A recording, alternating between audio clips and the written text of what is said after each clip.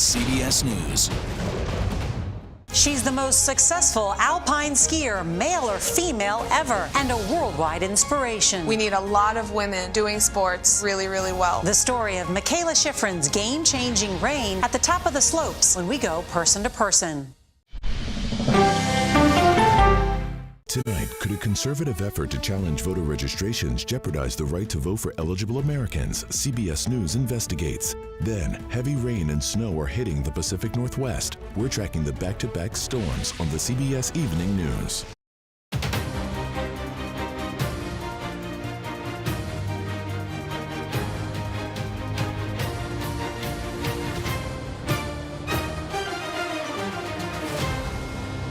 We are talking about the Houthis here. They're the ones with their finger on the trigger. But that gun, the weapons here are being supplied by Iran. Have you in your mind come up with an explanation of what the motive is? To disenfranchise a certain demographic. If the people who are in positions of power won't act in good faith and won't uphold their oath, the structure itself won't survive. Hello, I'm Robert Costa in Washington. Welcome to America Decides. The United States Navy intervened after 3 commercial ships were attacked in the Red Sea. A U.S. naval destroyer shot down multiple drones that were launched from Houthi-controlled areas of Yemen. Here is National Security Advisor Jake Sullivan addressing the incident. 3 vessels that are connected to 14 different nations, which goes to show you the extent to which this is truly a source of global concern and a threat to international peace and stability. We have every reason to believe that these attacks, while they were launched by the Houthis in Yemen, were fully enabled by Iran. Nancy Cordes and Nicole Killian join us now. Nancy is CBS News' chief White House correspondent. Nicole is a CBS News congressional correspondent. Nancy, let's begin with you. What's the latest from the White House on this attack?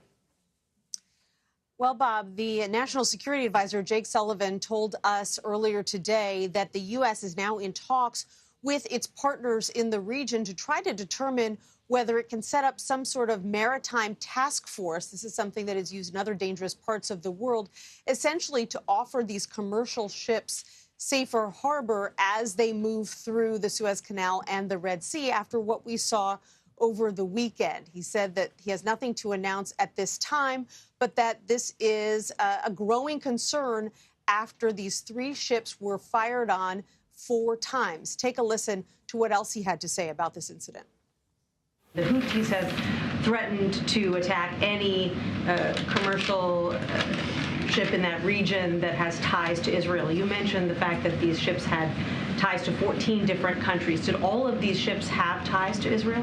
I can't answer that definitively, but we don't think so. We do not believe that all 3 of the ships had ties to Israel, and it goes to show you the level of recklessness that the Houthis are operating on. We are talking about the Houthis here. They're the ones with their finger on the trigger. But that gun, the weapons here, are being supplied by Iran. And Iran, we believe, is the ultimate party responsible.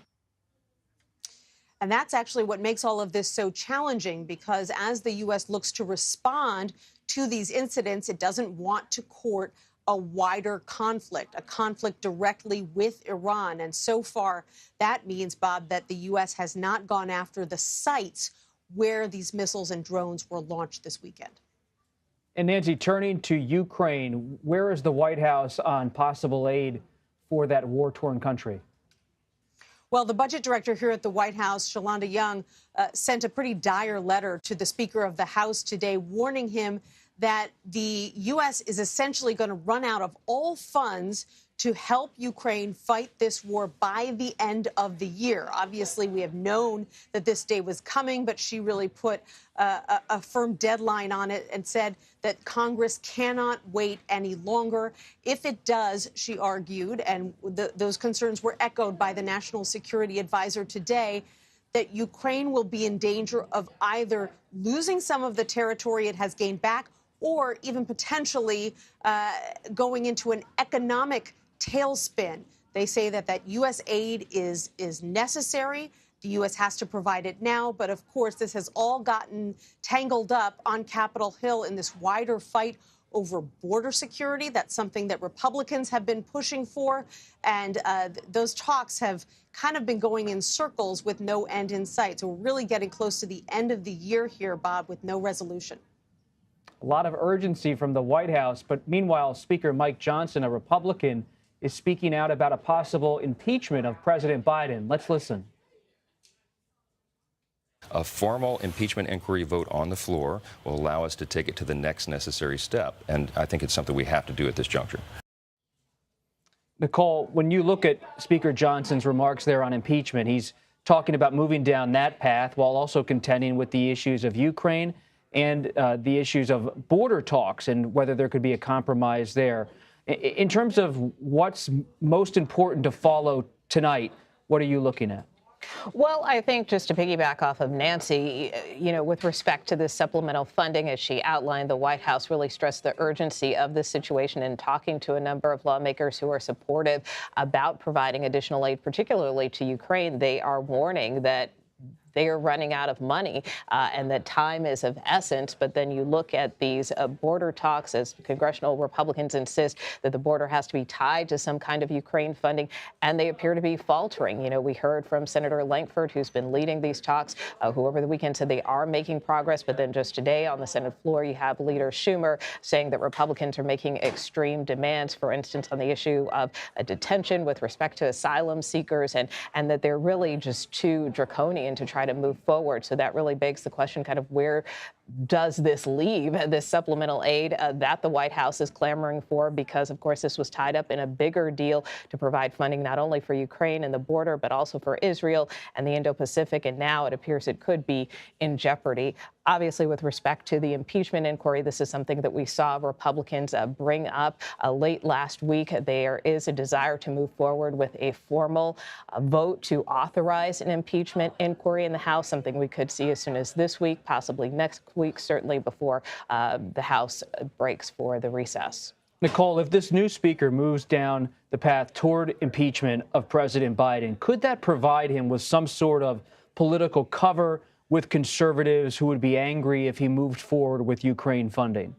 Well, possibly. But look, part of this impeachment inquiry and the desire to move forward is because House Republicans contend that the White House is stonewalling them. Also, this does give them some political talking points as we move into the 2024 election cycle. And we have seen strong pushback from the White House continuing to try to debunk this inquiry. And what's interesting is just late last week, House Republicans emphasized that they did need more time with their inquiry. We had heard some rumblings that maybe things may be winding down, but obviously not necessarily the case. If they are potentially looking to formalize this vote, continue their line of investigation, politically speaking, will that give the speaker cover?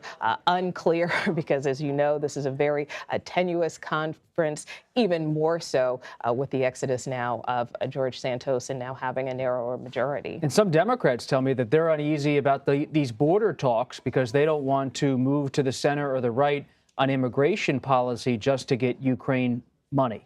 Yeah, it's really kind of like a game of Jenga, right? I mean, it's like you shift one piece and then you have another contingent that's not for this.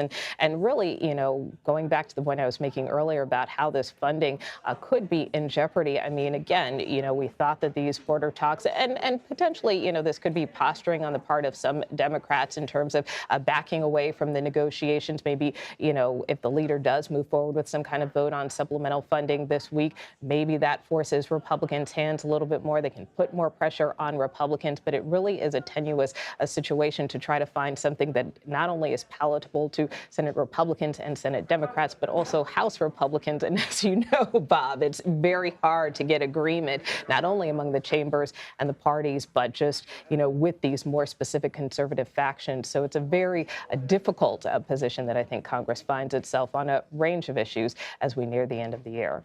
And Nancy, quickly, House Republicans might be pretty chaotic on some fronts, but they might be united on impeaching President Biden in the coming months. The White House often shrugs off this as something that they're not taking seriously, but it could be something that really weighs on the legislative schedule and their ability to have any kind of deal with Republicans.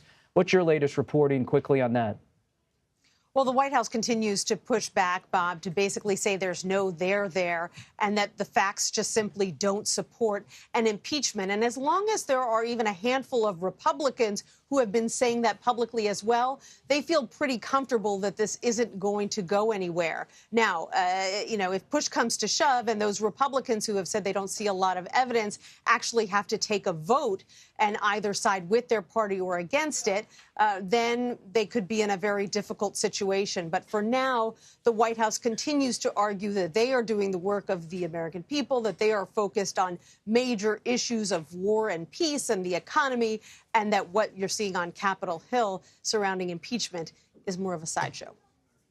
Nancy Cordes and Nicole Killian, thank you both so much. We appreciate it. According to a new court filing, former President Donald Trump will now appeal the ruling that reinstates the gag order imposed in his New York civil fraud trial. Trump's attorneys are seeking a, quote, urgent review of the order that the former president says violates his First Amendment rights. An appellate court reinstated the court ruling last week.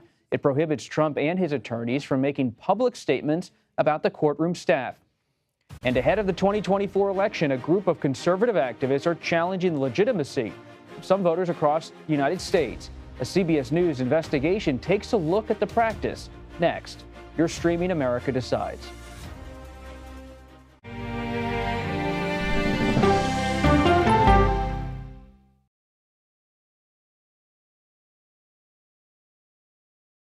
Well, let me start with this. This really happened. Have you told the government? Did any of that make sense? What's your response? You want me to just What's keep wrong going? with that argument? What have you learned? Do you know why? Why? Why? It's time for 60 Minutes, Sunday on CBS. An original documentary from CBS Reports. Since you started La Soup in 2014, do you have any sense as to how much food you've rescued from the landfill? We've rescued 4.5 million pounds. I can't even fathom how much food that is. And that's one little person in one little city in America. We're going to call this chicken piccata. We did 450 of these meals today. This is the exact dish that you and I are going to have. Yep. Oh my God. Is it good? Mm-hmm. Having a plan of how to keep people fed should be in every single city. If we eliminated food waste, could we eliminate hunger? Yes. Eating Trash, now streaming on the free CBS News app. An original documentary from CBS Reports. You had a substitute teacher that was pretty popular. What was his reputation? Everyone loved him. You had to miss a test. What did he offer to have you make up the test? He said that I can come by after school was all over and just take the exam. The blinds were down. He closed the door. The next thing I knew, he was right next to me. That's when I realized what was going to happen. Even if I wanted to scream at the top of my lungs, no one would hear me because no one was there. He told me that if I ever said anything to anyone, he would kill me and he would kill my family. So I did it. Pledge of Silence, now streaming on the free CBS News app. He was there when the war in Ukraine started. Extreme history. It's a big moment. The extraordinary story behind Sean Penn's new Paramount Plus documentary, Superpower, when we go person to person. An original documentary from CBS Reports. AI is among the most world-changing technologies ever. Curing diseases, scientific breakthroughs, making lives better. They can help us with medical discoveries, scientific discoveries, doing better agriculture, having cures for things like Alzheimer's. It's also going to really transform the way we work. The uplifting potential of artificial intelligence is limitless. It gives you a friend, somebody to chat with 24/7 that is non-judgmental. He makes me feel loved and desired. And so are its downfalls. The problem with all this AI is that it's unpredictable and uncontrollable. The choices we make now will have lasting effects for decades, maybe even centuries. The ChatGPT revolution, now streaming on the free CBS News app. Why did you miss the moment? I'm not sure why they missed the moment. It doesn't look like Congress is doing anything. That's the role of Face the Nation, to focus on the issues at hand. That means a civil conversation with perspective.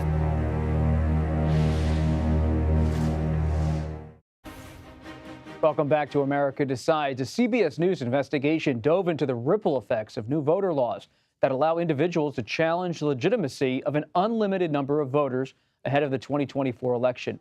Our Major Garrett spoke with challenge veteran James McWhorter and his accuser about the proceedings. 10 days after McWhorter learned his voter registration had been challenged, he defended his right to vote before the election board. I paid taxes here for 20 years. even though I was homeless. And for the first time faced Gail Lee. For you to be able to challenge me, you have that right as a citizen of DeKalb County.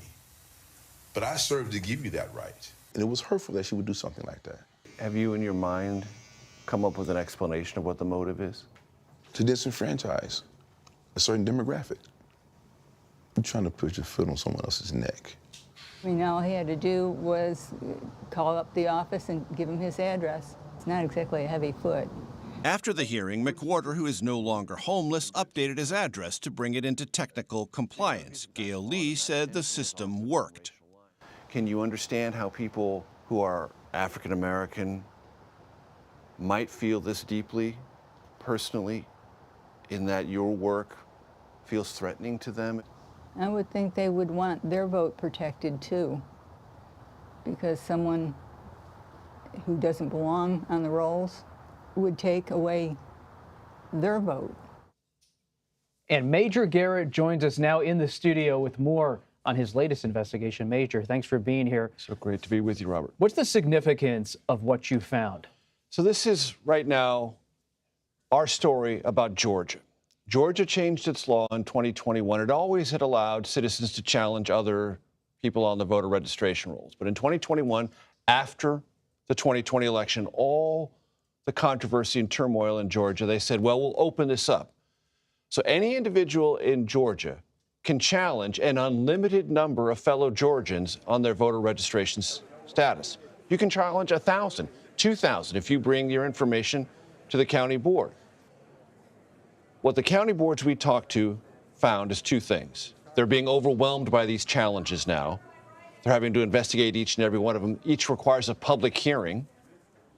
Two, that's point one. Point two, most of the things that are being flagged by these citizen detectives are administrative or technical errors. In James McWhorter's case, he was homeless, so he used the barbershop as his address so he could get a voter ID and a driver's license. We had to have both in Georgia to vote. But technically, you can't use a business address.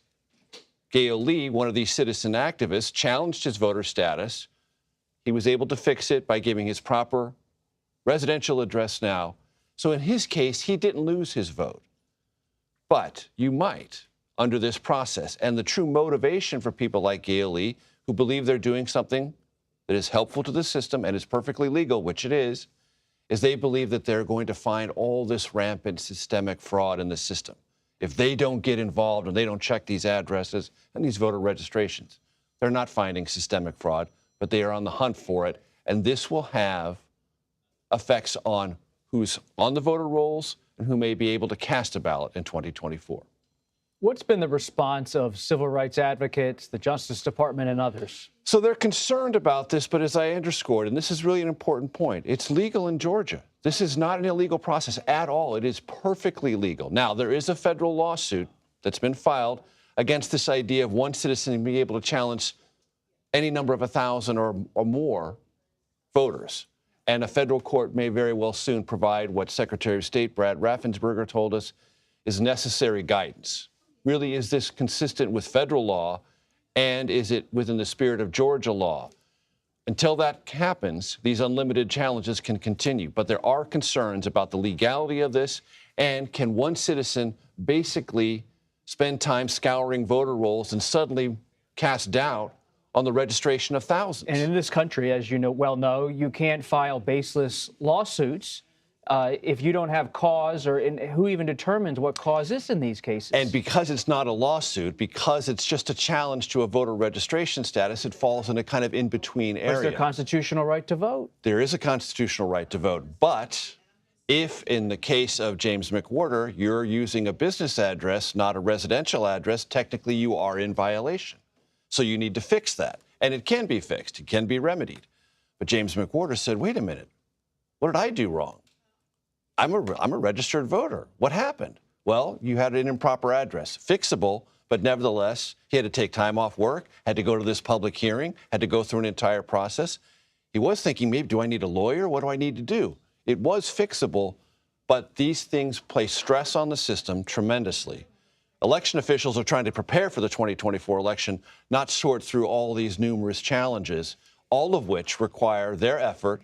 They have to investigate things, plus hold these public hearings. And suppose Georgia's close in 2024. And it there was are thousands, in 2020. It was. And suppose Very there are close. thousands of contested votes. Let's put this in context. Our investigation showed since 2021, 81,000 challenges have been submitted statewide in Georgia. 15% have been accepted, meaning those names have been removed from the voter rolls. That's 12,000. Georgia was decided by 11,777 votes. Where else on the map is this a possible issue, contesting someone's vote? So there are conservative activists, again, all of whom believe Donald Trump won in 2020, or most of whom believe that, and believe that there's fraud in the system and things have to be fixed. None of that is systemically true. Challenging in battleground states, Michigan, Wisconsin, their efforts in California, Florida, other places that could or could not be close. It is a nationwide effort. And because state laws vary, what we did is we focused on what happens in Georgia, how the law was changed in Georgia, and what the effects are there. Major Garrett, we appreciate your reporting. Thank you very much. And coming up, former Republican Congresswoman Liz Cheney. She's now sharing some of her grievances with the Republican Party. Her critiques are next. You're streaming America Decides.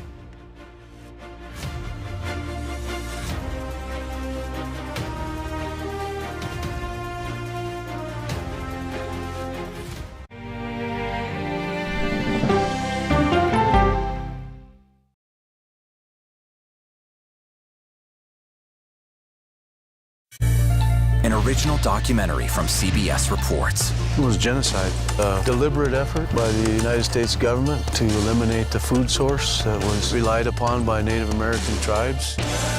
American bison were slaughtered and Native Americans displaced. And that's how tribes were subjugated to reservations and our lands were taken. But now, through conservation efforts at Yellowstone, Buffalo provided everything that we needed. Now they need help. a herd grows. We need to step up and help them. And a culture is reborn. When the buffalo return and come back, that's when our tribe will begin to heal. Yellowstone Bison Revival, now streaming on the free CBS News app. She is a beloved American icon and head of a media empire. But is Oprah Winfrey happy? How do you define happiness? Yeah, I call it happierness. Find out when we go person to person. An original documentary from CBS reports. That desired farm, it's a wonderful place to raise children, and it still is. Promises broken. Black Americans have been the target of racism and discrimination pretty much from the time they acquired ownership in the land. Costing black farmers hundreds of billions in generational wealth. They did everything to make sure we were run off that land. But communities are uniting to continue the fight. Collective ownership is powerful. To keep their land and their dreams alive. To watch my children play on land that we own means everything. So land is power. Most definitely. 40 Acres and a Mule, now streaming on the free CBS News app. When weather turns extreme, CBS News and the Weather Channel bring you virtual weather technology so advanced, so real, you'll have time to get prepared. Feel the forecast on the CBS Evening News with Nora O'Donnell. Politics isn't a game. Why aren't you holding yourself to that standard? Politics is about policy. Was this the right way to actually get this done? I'm a voracious consumer of information, and I'm impatient. I don't like to be spun.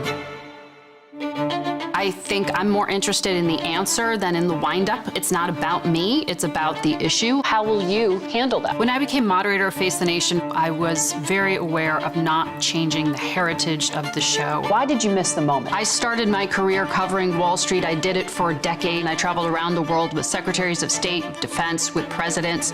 I am a journalist, mother, the wife of a Marine, and frankly, someone who wants answers. So do you think there is a communication problem here? To be moderator of Face the Nation is not an anchor, it's not an actress. You are up here to moderate a conversation. That means bringing the most powerful stakeholders to the table to become better informed.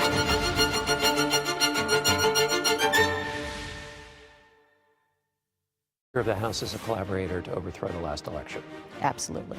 What happens if Mike Johnson's the Speaker on the 6th of January, 2025? He can't be. You know, we're facing a situation with respect to the 2024 election where It's an existential crisis. Welcome back to America Decides. That was former Republican Congresswoman Liz Cheney discussing current House Speaker Mike Johnson and former President Donald Trump. She spoke with CBS's John Dickerson for a terrific sit-down interview on CBS Sunday Morning, where they discussed how Cheney's former Republican colleagues reacted following January 6. CBS News senior political analyst John Dickerson joins us now. He's also the host of Prime Time with John Dickerson. John, you ventured back to your alma mater, the University of Virginia, for this conversation with the former Congresswoman. Take us into that conversation, not just in terms of the politics of it, but the stakes she laid out for American democracy. It's good to be with you, Bob. The stakes couldn't be higher as far as Liz Cheney is concerned. And this is not about the past, but the future. And she said, essentially, if Donald Trump is reelected, that will mean the end of the republic. She also said if there is an election and Republicans are in control in 2025, that might also mean the end of the republic, because she believes that if Speaker Johnson is still Speaker, or if there's another Republican in the Speaker's chair, that they will essentially do what Donald Trump wants them to do. And given that Donald Trump said that the election was stolen in 2012, 2016, 2020, he's likely to say it again, even if he was the victor. And so she thinks that that is also a threat to the republic. And I think she feels that the tide is not with her and the forces of democracy, and that the moment is perilous. And as she said, that America at the moment is sleepwalking into a dictatorship. John, do you believe she's setting up for a possible independent presidential bid in 2024? I don't know if it's in 2024. I asked her, and she said what you would expect, which is she's so focused on this question that she doesn't want to talk about anything else, which is exactly the thing you would want to say to put yourself in the proper political position, which is to stay focused on this issue, which she says is so important, but then also not really have to entertain any political questions. It's very clear that she has larger ambitions, but whether they are of 2024 or the future, I wasn't able to figure out. What's your assessment of her view of the current Speaker of the House, Mike Johnson, and will any House Republicans listen to her criticism? Her assessment of the Speaker could not be any lower. And she goes into great detail in this book about Mike Johnson, which when she wrote the book, and you know, Bob, about publishing deadlines, he was just a relatively obscure Louisiana congressman. He was not Speaker of the House. And she thought, in fact, that she'd kind of gone on a little too long about him. But the picture she wanted to paint was quite important, because she felt that the sleight of hand he engaged in is the enabling sleight of hand that makes collaborators. And as she said, Donald Trump can't do it alone. So what she detailed was a case in which Mike Johnson was essentially asserting that Congress had powers it didn't have, asserting things about the election that were not true, and asserting things about the election that had been found to have no merit in a number of different court cases. And that in doing so, he was tricking his colleagues and basically saying all he was doing in filing an amicus brief in these court cases was backing up the president, President Trump at the time, backing up his ability to question the results. And there's nothing wrong with that. But Liz Cheney says he was doing a good deal more and being dishonest about it. And she basically uses that as an example case for what happens when Republicans become collaborators of a president who's lying about an election. Collaborators, that's a word that has a loaded meaning in a sense in terms of history. And if you step back, not just from your role as interviewer and as presidential historian, John Dickerson, when you hear her talk about sleepwalking toward a dictatorship, and you hear Cheney and others worry about the rise of authoritarianism in the United States, possible fascist influence in the U.S.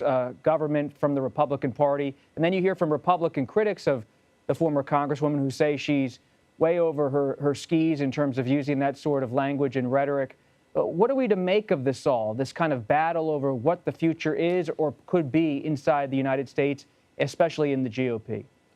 I think her argument is that if you look at what Donald Trump did in office, and particularly in that period between when he lost the election and January 6th, if you look at all the things he did, which you've covered so fully and which were a part of the January 6th committee, that it is impossible to come to any other conclusion than he thoroughly broke with his obligation to protect the Constitution.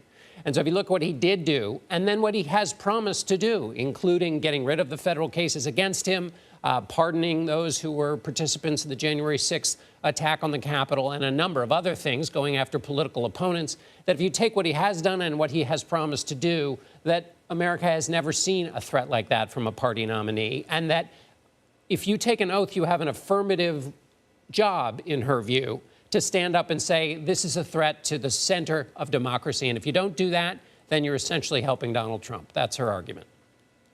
Provocative interview. John Dickerson, we appreciate your time. Thank you. Thanks, Bob. And you can hear more from John's interview with Liz Cheney later on the stream at 7 p.m. Eastern Time on Prime Time with John Dickerson. A programming note, we will have special coverage of the 4th Republican presidential debate being held in Tuscaloosa, Alabama this Wednesday. I'll be there. You can stream an hour-long edition of America Decides at 5 p.m. Eastern on Wednesday and at 10 p.m. Eastern that night for analysis after the debate. But for now, that does it for today. You can stream America Decides Monday to Thursday at 5 p.m. Eastern. You're streaming CBS News.